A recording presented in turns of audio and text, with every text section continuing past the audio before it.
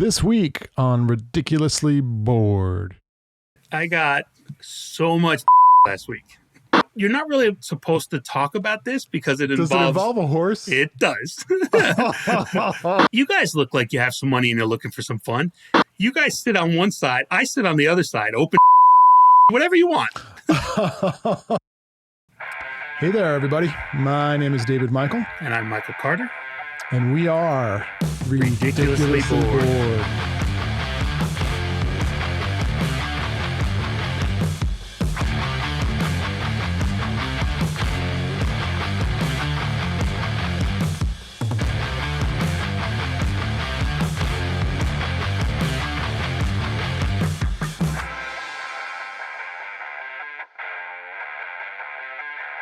All right, we're back. Yes. Episode 14. 2 touchdowns in, and we got a ways to go. We got a lot more material to talk about. Too many stories, too many good times to be had. Michael, how was your week? Week was good. I got so much this week. Wait, let me correct that. What? I got 2 cats. Okay. So last week we actually got 2 cats, and it actually wasn't for the kids. I just was one of those things I wanted. Well, my daughter's always wanted it. My son's been up and down, hot or cold. I wanted to have a friend, so we got 2. We got a bonded pair, so it's actually sisters. Oh, so, yeah. Interesting. So nice. Officially, I will never ever go to your house again. That's why I got them. Because I am deathly allergic to cats. And the funny thing is, growing up, my parents always had a cat and or a dog or both. So I was constantly sneezing and blowing my nose, and it was absolutely miserable. So, funny story. I'm allergic to them also. Did you just find this out? No, I knew it, but I've been careful. Like when I play with them and then I wash my hands. But like I can definitely feel it, like if I'm around them for a little. But look, I figured it was time to get a pet. I wanted a dog, and that got shot down. So why? Because my wife said no. But like good reason? Yeah. Because she said no. Did you not know how this works?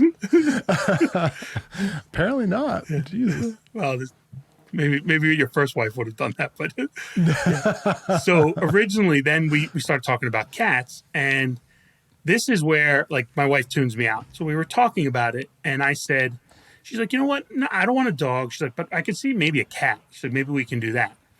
So in the conversation, I'm like, okay, if you're telling me that's okay, I'm going to start looking into it. I'm going to call some shelters, get some information.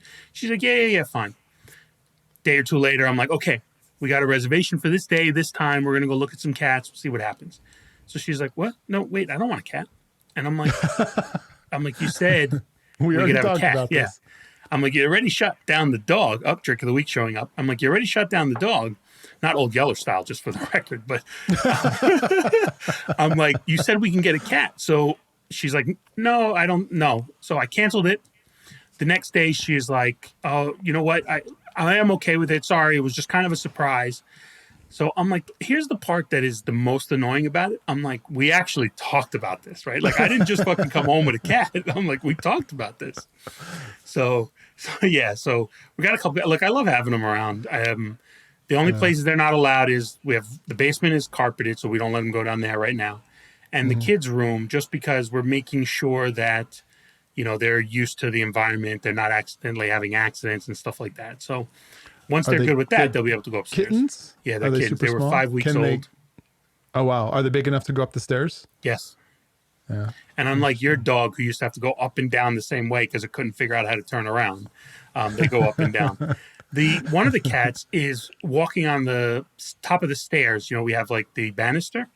Fucking guy's like walking the tightrope. Like he must really feel he has 9 lives. He's walking on the outside of the banister. Well, they always land on their legs. So even if they were to fall 20, 30 feet, I think they'd be fine. Well, which I don't think the way this cat's going, we're going to find that out. So funny you should mention the story with you and your wife, because I had a very similar experience.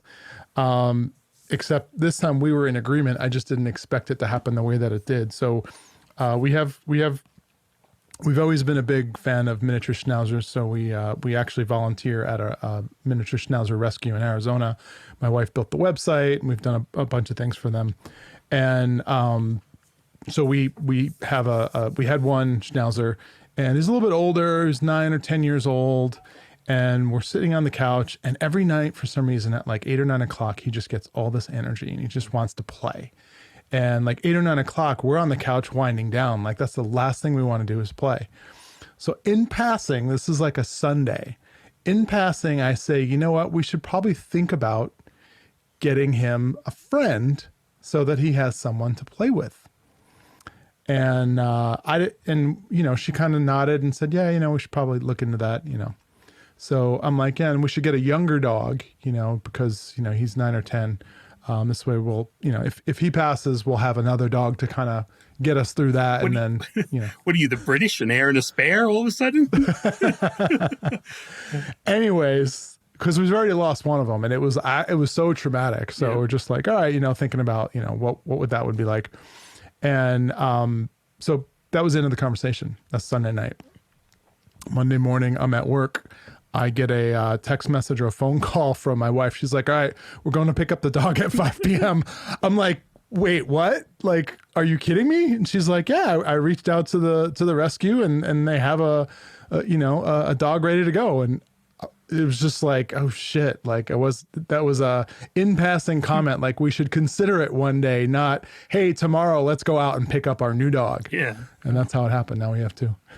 Yeah. See, so you did the same thing. You got two for, buddies, right? So that's why I got the two cats together at the same time. It was great. They showed us a bunch. I feel bad. One of them had one eye, and they were like, this cat's great. It's really loving.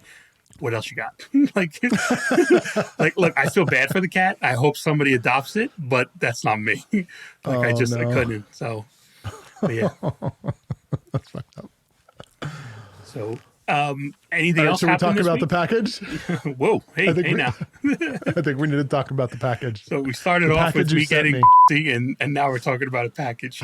All right. Yes. So, you want me to start or you? You sent it, so I feel like you need to at least, explain. All right. So in episode 8, you talked about how much you love a certain ice cream, right? And so it's Good Humor's Toasted Almond. Which they do not sell anywhere in the state of Arizona. Well, let me tell you, motherfucker, they don't sell it in that many places in Connecticut. Because I went to about 5 stores to finally find it. And ironically, the store closest to me is the one that had it. But I was like, there's no way this one will have it. And so I went to all these other stores, couldn't find it online. There was like no help of directing me to like, hey, here's the stores who sell it, nothing.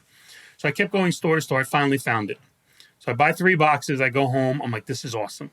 Put it in the freezer. It's actually been there for a couple of weeks because I didn't have a box to send it in. So I was trying to figure out how am I going to send this to you where it won't melt on the way. In the meantime, for Chinese New Year, we ordered something online from Momofuku, which was awesome, by the way. If you've never eaten a Momofuku, order something from there. Momofuku. So we ordered something, and it came in basically the perfect size container, a refrigerated type container. So I'm like, oh, this is fucking perfect. So I took that box, packed it up, brought it to UPS first. And so it is 3 boxes, basically, 6 in each? 18 ice creams.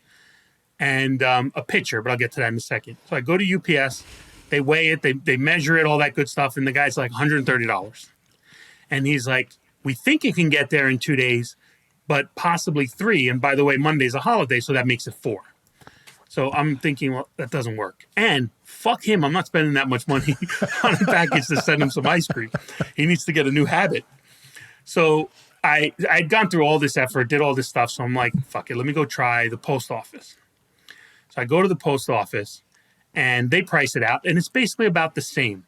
The funny thing is, they're like, okay, Monday it's $130, but they're like, Sunday by 3 is $108. And I'm like, that makes 0 sense. And the lady's like, that's what the system's telling me. She's like, and Sunday is guaranteed by 3 p.m. So I'm like, all right, great, perfect. And I did the math. I went in late as day as I possibly could on Friday. So it was only going to be 48 hours now, potentially, that the package would be in transit. But put a bunch of ice in there. It had a styrofoam container. It was inside another box. I was hoping that would work. Ships out. Now, it wasn't the intention of it being a Valentine's Day gift, but I thought it was funny that it was going to arrive on Valentine's Day. And you did text me and you were like, yeah, you're going to get something, on Sunday. And I'm like, all right, Valentine's Day gift. So I kept checking the site. Did it deliver yet? Then I started reaching out to you at like 4 o'clock, 5 o'clock, 6 o'clock. You're like, there's nothing here. You're like, you fucking lied to me. You're like, you're playing with my emotions. So I sent you like, no, this is the tracking number, like all this stuff. So package doesn't arrive on Sunday. It ends up arriving on Monday. Now, what happens on Monday once you get the package? Well, I went back and I have a doorbell cam. So I went back and checked. I didn't get it until about noon. That's when I went out and saw it out there and pulled it in. But it got dropped off at like 8 a.m. So they still didn't get it there by Sunday at 3, but they did get it there Monday morning. So I go outside, pick up the package. It's a pretty big box. I pull it in. It's not cold. That's the first warning sign. And I live in Arizona, so it's still not cold. It's not like Texas right now that's under 3 feet of snow. So I pull it in, I open it up, and I don't even know that I could say what is on the top of the box. I actually think I might have broke some laws, by the way, for sending this. I'm pretty sure you're not allowed to send photographs of that nature via the postal service. So maybe we should just leave it at that. I wish I could. I have to say what it was. So the photo, and here's the funny thing is, so now I'm at home. You sent me a package. It had a butthole drawn, hand drawn. I'm very bad at art, so I wasn't going to draw something. So first step is I'm now Googling dicks. So that's the first thing. I used a private filter, but now I'm Googling dicks. And now the funny thing is to me is I'm like, nope, that one's not good enough. That one's not good enough. Right? So now I'm judging which dick I'm going to send. As I'm going through them, I stumble across one that is some guy on his knees with 4 dicks facing him and shooting their loads on him. So I'm like, that's the one. So I print it. Oh. That alone probably cost me $3 in ink to print. That's what was on top of the box. It was an 8.5 by 11 full edge to edge photo of lots of D and some DNA everywhere. Yes.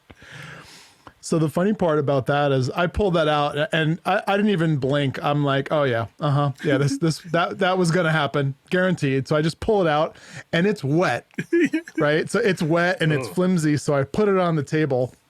And then I go into the box, and then, what appears to be ice cream is now squishy bags of liquid, and pretty much every single one of them was melted to the core.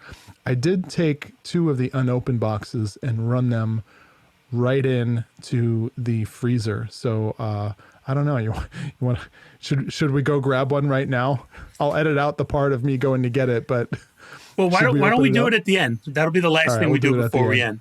So yeah, you mentioned because there was 3 boxes and they all didn't fit. So 2 I put the whole box in, and then the other one I opened and I moved it around to fit it.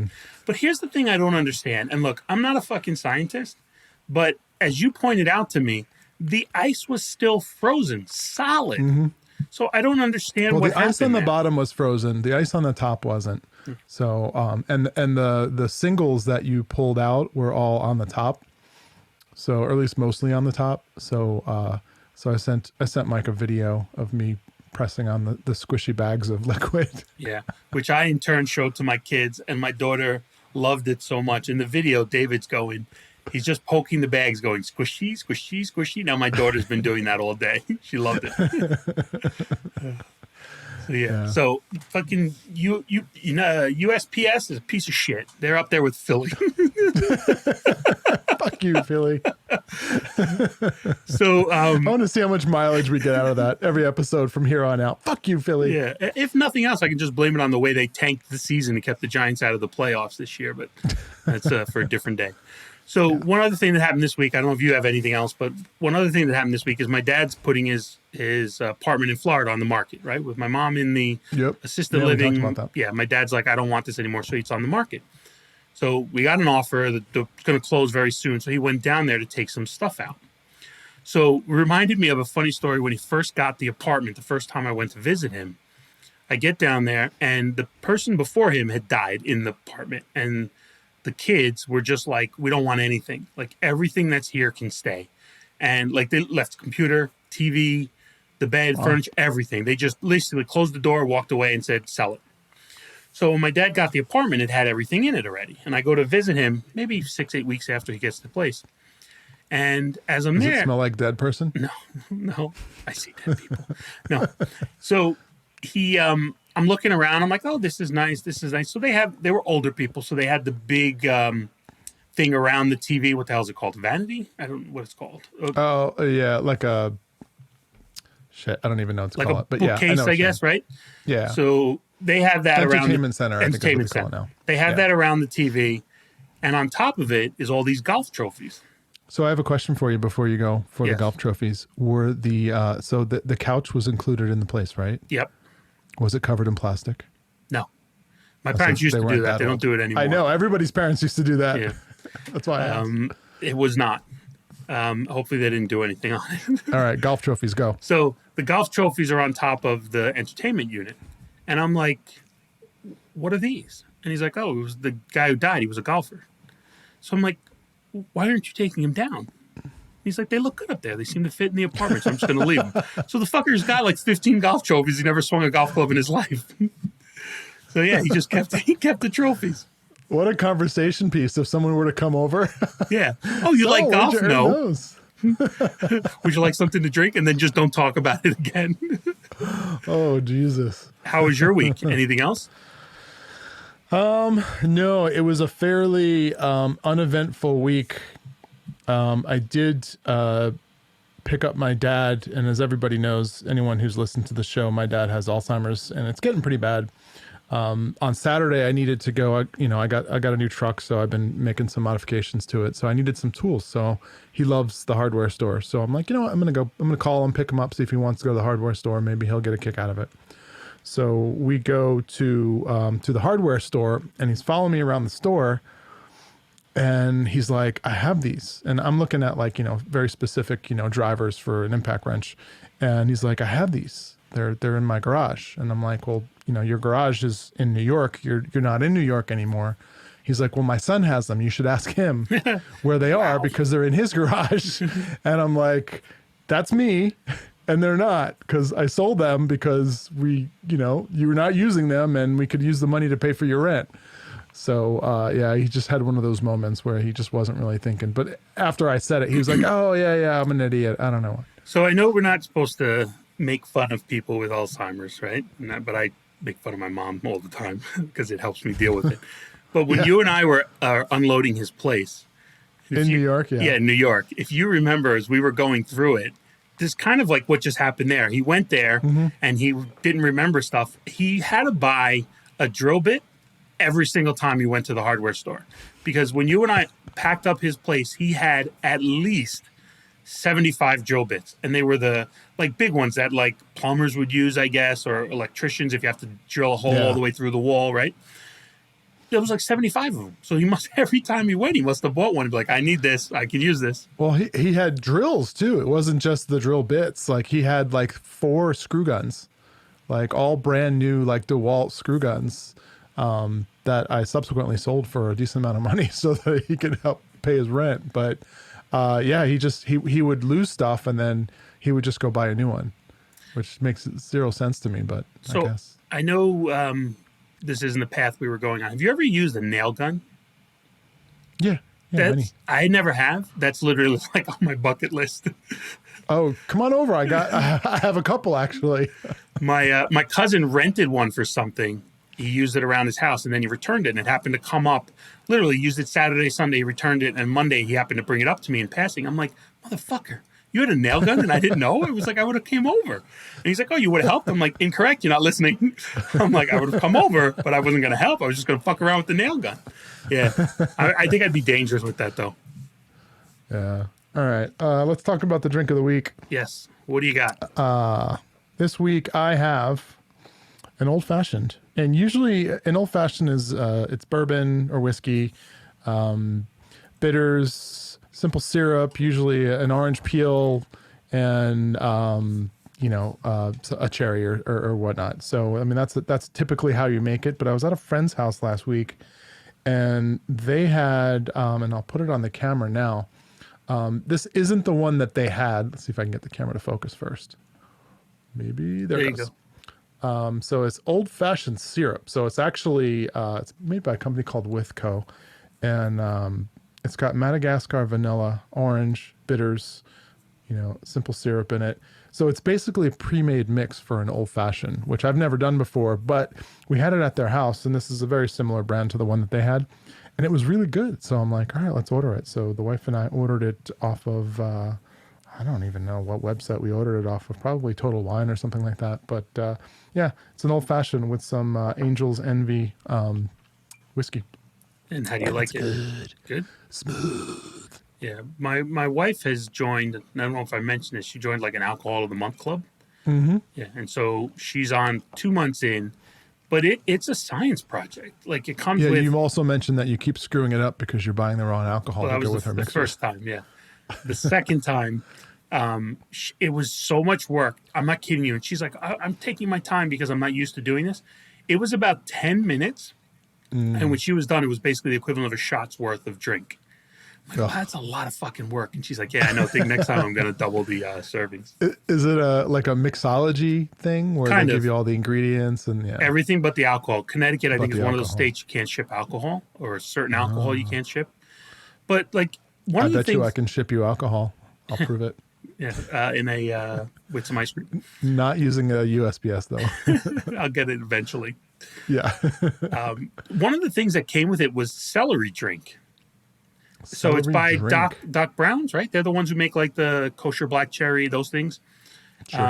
Yeah. The Right. soda. Every restaurant where you can get pastrami, they sell Doc Brown's. Oh, of course, yeah, right? And especially like black cherry. Yeah, and so they make this celery one, and it was like licking the side of a celery stick. I'm like, why the fuck would you want to drink out of this? So, well, cucumber, like I don't know what it is with vegetable drinks now, but like cucumber is now in like everything, including alcohol. Like I saw like a cucumber lime like hard seltzer, and I'm just like, what is going on? Fucking vegans. Fuck you, Philly. All right, so I want to talk about teas from last episode. So it sounded like, I don't know if you have a story. So do you have any story in relation to like a Peep show or anything like that? No, so I've never been anywhere where Peep show is a thing. I mean, I've been to plenty of strip clubs, but Peep show that doesn't even sound like entertaining to me. Well, like it sounds like a bad idea. They all are. Whenever I'm not saying it's a good idea. I'll tell you the whole story. So, no good story ends at a Peep show. Like no good idea ends at a Peep show. So I was in my early 20s. We were at GQ's house and his friend Star Wars, who lived 2 doors down from him. Mm-hmm. And one of the wives, I don't remember who it was, they were having like Tupperware party or candle party, like one of those things where all the ladies get together for a few hours. Basically, it's a way to sell you shit and drink wine. And so my girlfriend was there, and both of their wives were there. And so this was in the early 90s. Internet was just kind of starting. It was still that AOL, that that kind of stuff. And so the topic comes up, and we start trying to download porn. Right? So that's how it starts. What? Yes. So you're with your guy friends and you're downloading porn. Well, a very specific one that we had heard about. And I don't. You're not really supposed to talk about this because it Does involves. it involve a horse? It does, and a lady, and so we were trying to find Oh. that internet thing. Yeah, it's a very famous piece of internet lore because when email was starting to be really popular before like video and YouTube and even like the web, like people would send jokes around via email and you could, you can attach videos to it. And I remember said video being passed around and gagging at the sight of it. Yeah, just like the I'll lady leave it did in at the video. So the actual video is called, I think it was called Horse Blow, actually was what it was called. And so we were trying to download that just because, like, look, I'm willing to listen, see, read, eat, try, anything different. Like I never experienced it. So this had come up and I'm like, yeah, I got to see this. Like if you're fucking telling me this is happening, I got to see it. So we tried downloading it. As we're trying to download it, it is taking fucking forever. And so we start bullshitting as we're waiting. And GQ says something to the effect of, why do you want to watch this fucking video? If you want to see anything, just go to a fucking Peep show in Manhattan. So both me and Star Wars are like I've never been to one. So he's like, they're all over down there. And this was before Disney took over 42nd Street and really cleaned it up. And Giuliani was there and fixed it as well. So being the derelicts we are, we're like, look, this party's about 3 hours. We can get to the city in about a half an hour, go to one of these places and come back. So that's what we did. So we all pile in the car, we drive down. And so we go to this Peep show. Now, look, I was a pretty young kid at the time, relatively inexperienced with like women in general at that point, right?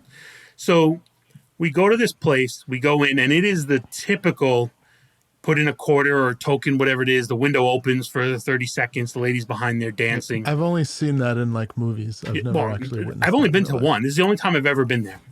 And so that's part of it. Then there's also like it's kind of like a half circle. And so people are at each window, and I guess you're not supposed to be able to tell who's there or not, but you see like people sticking their hands in and shit like that. And so then the shade comes down, and then they get sad and they put in more money, and then you see their hands again, right? So that's the little bit of the cycle. And then, so that's on one floor. I don't remember if it was upstairs or downstairs. But then from there, there's ladies walking around who are like, in essence, like strippers would at a strip club. Like, hey, you interested in a lap dance? You interested in a show? We can have two women. We can, like, et cetera, et cetera. So one lady comes up to us, and I apologize. I'm not sensationalizing this. This is just what she said. She's like, you guys look like you have some money and you're looking for some fun. How about we go in the booth here? You guys sit on one side. I sit on the other side. Open ass, open whatever you want. So we're like, okay, thank you. We're going to go now. And so like, that's when like all these tough guys are like, yeah, I don't care. And we're like, I'm going to go now. Like, please don't hurt me. So we left and we went back to our place. And I don't even know if we ever told the girls we even went, but yeah. Well, now they know. Yeah. Well, that ex doesn't talk to me anymore, so I don't think that's a problem. One of the guys is divorced, so that's not a problem. Yeah. And the other one his wife knows he's a derelict, so that's fine as well. Yes. Yeah. I know exactly who you're talking about. Yes. Funny thing, going back to the animal thing, because I can't let this one go. And I've forgotten this story, so it's coming deep, deep out of the archives. When I was a sophomore at Arizona State University, my freshman year. What's that? Filmed one? No, my freshman year I joined a fraternity, and sophomore year, a bunch of us went down to Nogales, which is a border town between Arizona and Mexico. So I'm guessing that's because you didn't know about, what is it, Night Nostra? What is it called? Oh, Zona Norte. Zona Norte. Yeah, we talked about that a few episodes ago. Yeah, so this was, this is 93, 94 maybe, probably 93. Anyways, a bunch of us, it's a 4-hour drive or whatever. And we're like, hey, let's go down for the night and, we'll just hang out and then we'll, drink all night and then we'll drive back in the morning, right? So we go down. I don't remember much of the trip other than we got into a fight in one of the bars, or one of my fraternity brothers got into a fight. So we kind of had to save him and pull him out. But I do remember at one point in time, someone offering us an opportunity to see the donkey show. And I didn't know this was a thing, but apparently it is a thing. And in Mexico, apparently it's very easy to participate in a donkey show. And I asked what a donkey show was, and they said, "Well, we have a female and we have a donkey. Use your imagination for the rest." And I was like, I think I need to see this. And my fraternity brothers are like, "Trust me, you don't want to see it. We're not doing this." And we ended up, that was the end of it. But I had never experienced such a thing, nor even thought that could be possible. But for $200 a person, we could have spent an hour in a room with a female and a donkey. And I can't imagine that would have ended well at all. So I'm actually thankful that we didn't go through that experience. I may have been traumatized. Kevin Smith in Clerks 2 has a scene about that, because I guess in some of the older movies, they always talked about it. So in Clerks 2, there's actually a scene with a donkey. They put a little spin on it, though. Instead of a donkey and a woman, it's a donkey and a guy. So, yeah. So, it's just one of those things. I've gone once. I was my early 20s. Why not? All right. Before we do anything else, I want to try something different. Okay. So I have in front of me if the camera will focus, and if you're listening to us, I'm holding up a $25 gift card to Apple iTunes. And we're going to give it away. But we're not just going to give it away to anybody. You got to earn it. So in every episode of Ridiculously Bored, I wear a hat. Okay. We are now 14 episodes in. I have worn 13 different hats. Okay, so do the math. Find the 2 episodes that I wore the same hat in and tell me what the name is on the hat, and put it in the comments below this episode on YouTube. Sorry, if you're on listening on a podcast, you're going to have to go look the show up on YouTube. Well, if you're listening to it on a podcast, you don't know that I'm wearing a hat, so you can't participate. So go to YouTube. But everybody's entitled to play. But the first person that posts a comment on this episode on YouTube naming what episode numbers I wore the same hat in and what is written on the hat gets a $25 gift card. I will mail it to you as soon as we confirm the winner. Nice. I can't believe you remember which hats you wore, like for even you to come up with this. No, I actually had to look it up. I have a basket of probably, 30 hats. So I try and pick one that I didn't wear in a prior episode. And so I just happened to go back and I'm like, all right, let's see. I've worn this one. I've worn this one. Oh, crap. I wore the same hat twice. I'm like, oh, that'd be kind of a fun scavenger hunt for people to go do. Yeah. So for the people who are listening on podcasts and go to YouTube, while you're there, you might as well like and subscribe as well. Nice, right? Yes, please. That was good, right? That was really good. Way to go. I'm going to turn you into a marketer yet.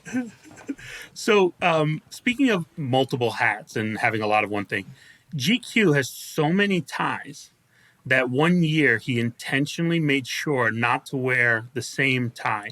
So you normally work, 260 days a year?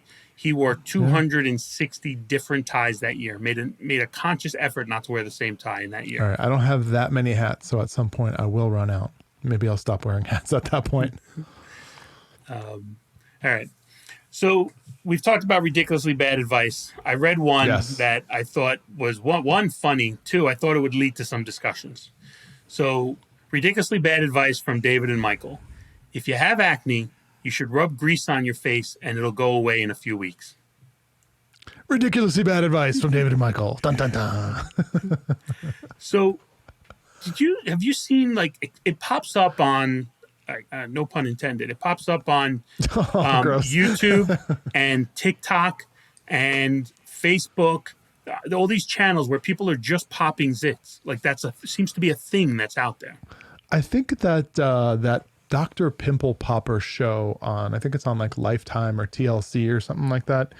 That show brought out the worst in humanity, in that I think people found that they enjoyed seeing that type of stuff. I can't even, like, the second the commercial comes on and it says Dr. Pimple Popper, I have to change the channel. Like, I can't, because typically it's not pimples, it's like tumors, like massive like cysts or something, where they're like cutting them open and all this white, I don't even want to go there. So yeah, it's a thing, and I don't know why it shouldn't be a thing, but it is. Yeah. And like, look, thankfully, like adolescence, I never had a pimple problem, thankfully. And you get one every once in a while, and even those, like, where they get to a point where you pop them, like, I don't even want to watch that, and that's mine.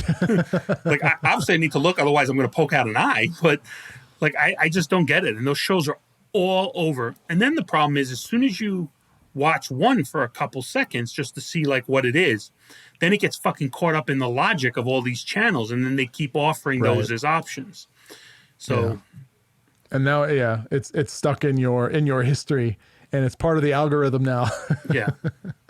And so, speaking of algorithms and history and all these different TikTok, Facebook and stuff, so we had talked about, we have a TikTok site. We haven't put anything on it yet, but we're going to. And when we do, we'll start pushing it. But you told me about it. I looked into it. I've never used TikTok. I'm not their target market. I am the old man in the room, but downloaded it. We created this account for Ridiculously Bored. And now every once in a while, I find myself doing this almost every night. I just spend 10 minutes looking at the different videos. Disappointed in society. It's like, that's all I feel when I watch these videos. Yeah, I can't get into TikTok. My wife is totally into it. My daughter's into it, and they even create videos. I don't. I understand why it works, because if you have a few minutes in the day and you want to burn time and potentially see something funny, you can do it. Where it catches on is people can take someone else's, like the first half of someone's TikTok, and they can add on to it and then pass it around kind of as their own. Like if someone asks a question and has a reaction to something, you can take the question part of the TikTok and then you can add your own reaction, and then it like kind of goes viral. So I get it, but I just don't enjoy it. And for every 100 of them, there's maybe 5 that are really funny. So I don't have that time to spend 80% of my time not laughing. Yeah. We do that each week on this podcast. So the other thing is so if you're watching 100 videos, there's like 20 of them that are the exact same thing, the same song, the same style, whatever they're doing. And then a couple of them are like, people will be like, oh, wait till you see this at the end. And then there is no fucking ending. There's nothing that happens like in the thing. And I'm like, you motherfucker. 30, fuck you, Philly. I'm like, that's 30 seconds wasted. Like, it's Can we say fuck you, Philly, every time we get upset? We can. That'll be the new thing. Yeah, that'll be the new thing. It's kind of like Bye Felicia from Friday. Bye Felicia. I love that thing. I love the movie Friday. All right. So you want to do one crazy question? No, I think we should do we haven't done Pod Deck in 3 weeks. All right, let's go. So let's do a random question from Pod Deck. And hit the randomizer. Beep, boop, boop, boop, beep, boop, boop, boop, boop. What is the longest you've ever waited in line for something, and what was it? Well, this is good because I know how much you absolutely despise waiting for anything in life. So, all right, I'll go first. I hate lines. Yes. And like when I'm in Manhattan, there is so many fucking options. I'm not waiting in any lines. Like, there's no reason to go to this nice, trendy restaurant or different restaurant when there's 5 more right behind you that are just as different, just as good, and there's no lines. So I fucking hate lines. So I've never I've never waited online for the new iPhone. I have very rarely, in probably the last 20 years, maybe when I was younger, like, oh, the new Star Wars is coming, I got to be the first in line type thing. I don't do any of that shit anymore. I do wait in line for stuff with the kids. So when we go to Disneyland or something like that, we'll wait in those lines. But nowadays, that's probably the longest line I'd wait in. I don't even like waiting in lines at the gas station. Disney, we have to talk about this. The last time I went to either Disney World or Disneyland, I think it was probably Disney World.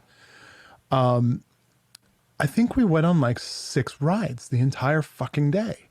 Like each one was 45 minutes. Mm-hmm. So you get there at 8 o'clock or whenever it opens, you do 2 rides, you eat lunch, you do 2 more, and then you're like, I'm done. Like, I don't want to do anything else because we've done absolutely nothing in it and we've only gone on 4 rides. I can't stand that. Even the Fast Pass is like the dumbest invention ever. Now everybody has Fast Pass. Yeah, everybody does it, so it's no longer fast. So you have to like reserve your time. So there is one at Disney that is next level shit. This is like, you got to have some good money. It's like $200 or $300 an hour, and you have somebody who walks you around and actually brings you to the front of the line for every single ride. I would do that in a heartbeat. Well, it's like a 7 or 8 hour minimum though. So you're talking about $3,000 per person, not for your group, per person. So I've heard celebrities do that sometimes. Right, I just wouldn't go. Yeah. I just wouldn't go at all. So further answer to that pod deck question, lines. There's been times where I've gotten in fights or arguments on lines because people don't like the logic that I've used for the line. And by that, I mean, if you go to a supermarket and there's fucking 15 lines, you get on one. If the other one's moving faster, you move over to it, right? Everybody does that.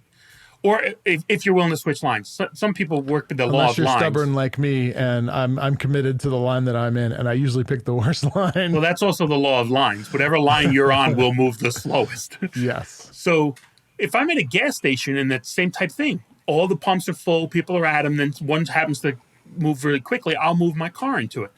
So one lady starts yelling at me. She's like, "What are you doing?" And I'm like, the guy finished, so I went into the spot. And she's like, "No, you can't do that. It needs to be the next person in the other line." I'm like, have you ever been to a fucking supermarket? Like, that's not how it works. Unless there's the person, sometimes you're at a supermarket and the person will be like, "Who's next in that line? Come over here." Then I get it. So, like, yeah, I've gotten in arguments over it. It's ridiculous. You know what I fucking hate? This happens to me at convenience stores more than anything because they're so unorganized. But they'll typically have 2 registers, but 1 line. All right, 1 queue. So everybody, and now especially with COVID, you have the 6-foot like stickers that are on the floor everywhere now, like, do your social distancing, which is fine. But the problem is, so we get a couple people in a line and we're waiting for the 2 registers, and the theory is you go to the next available register when it becomes available. Well, there's always some fucking asshole that walks in and decides to make a second line. Right. And he thinks he's beat the system because he's now jumped to the front of the line and he's going to get the next cash register or the next, available register on the side that he's standing on. And I'm like, dude, wait, hold on. This is where everybody not from New York usually doesn't say anything. Go ahead. Go ahead. I mean, I can't tell you how many fights I'm almost got into in the state of Arizona, people doing this shit. And he's like, look, this is, the argument is, well, you're in line for that register. I'm in line for this register. And I'm like, nah, motherfucker, I'm in line for the next register. I don't give a shit which one it is. You're getting behind me or we're going outside. Yeah. So as I've gotten older and traveled more and been to more places, I realized that the responses is a very New York thing. Most other people just say to themselves, "Oh, that sucks. Now I'm third." And they just stay there. I can't do it. Oh, it just triggers me. Absolutely triggers me every time. All right, give us another pod deck question. Hold on. I didn't answer the question. Oh, sorry. Yeah. So my initial, while I was thinking about this, my initial answer was going to be, something to the effect of, waited in line for 4 hours for like an Xbox or something for my kids for Christmas. But then I thought of the time in 1994 that me and my fraternity brothers wanted so bad to wait outside the donkey show. No, it wasn't the donkey show. This was to see Pink Floyd play at Sun Devil Stadium on Arizona State University campus. So we went to a mall parking lot at midnight. The ticket lines opened at 8 a.m. So we knew it was going to be rough getting a seat, let alone a good seat in this concert. Thankfully, Sun Devil Stadium at the time held like 70,000 people. So we were getting in, but you don't want to be nosebleed. I mean, this was a once in a lifetime opportunity. We knew Pink Floyd wasn't going to be out much longer. So, because they were getting up there in age. So we went there at midnight thinking that we would be first in line. Oh no, we were about 200th in line at midnight the night before the 8 a.m. ticket sale.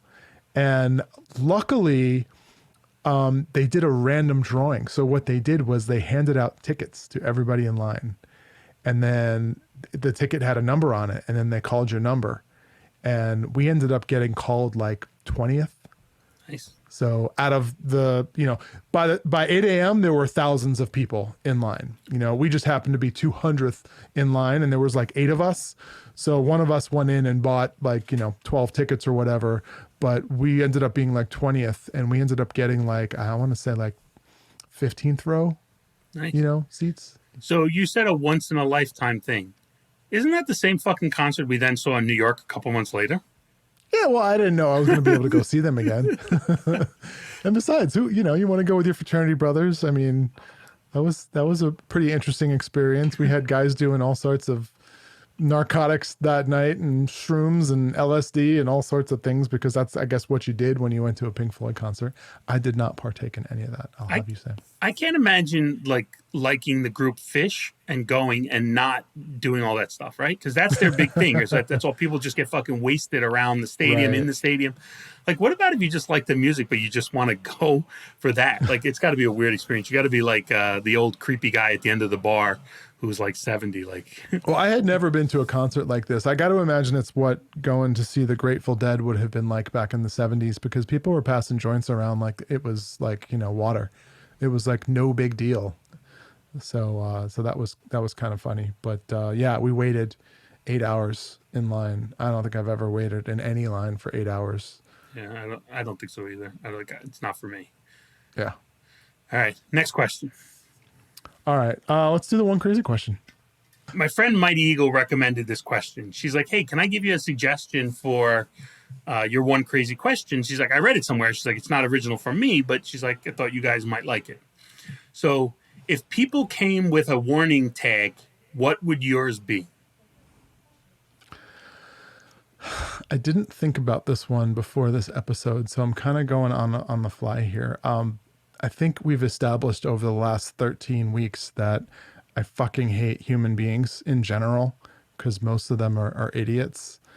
So I think my warning label, and this isn't a warning label that exists out there in the world today, but my warning label would be, don't be a fucking idiot. And I don't know that needs much more explanation than that, but I really have almost zero patience for people that don't have an ounce of common sense. You're gonna make those now? You're gonna go out and print those? Don't be a fucking idiot. That's my warning label. I'm sticking with it. I thought your warning label might be something like enter in rear. No. Exit only. That's what my warning label is. So I thought of, because I had obviously a little bit more time, I thought of a bunch of different ones. And I actually went a different route. I actually tried to think about real ones. And then some of them I even had to check, because I'm like, is this how it's worded, the real one?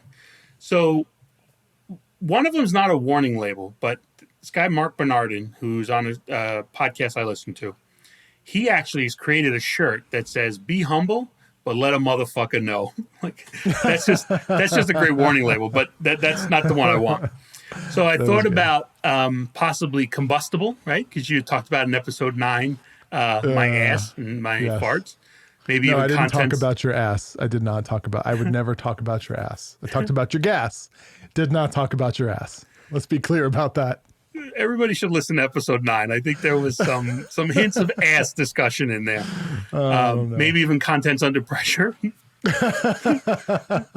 thought That's a good one. maybe I would be one of those warning labels that's like, the cigarette pack nowadays that are like really fucked up that have like half a lung on it and it's like warning. So that might be a good one.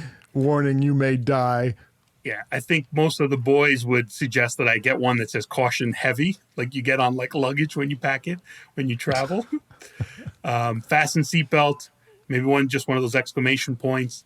And then there's the always classic, the parental advisory explicit lyrics. You can't go wrong with that one.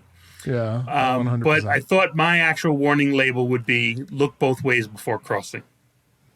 Ooh, I like that. Double entendre. I was trying to think of one for what can be my sarcastic wit, and I thought that one fit very well. Look both ways before crossing. That statement would assume that you actually have wit, though. I don't know how accurate that is. Enter in rear.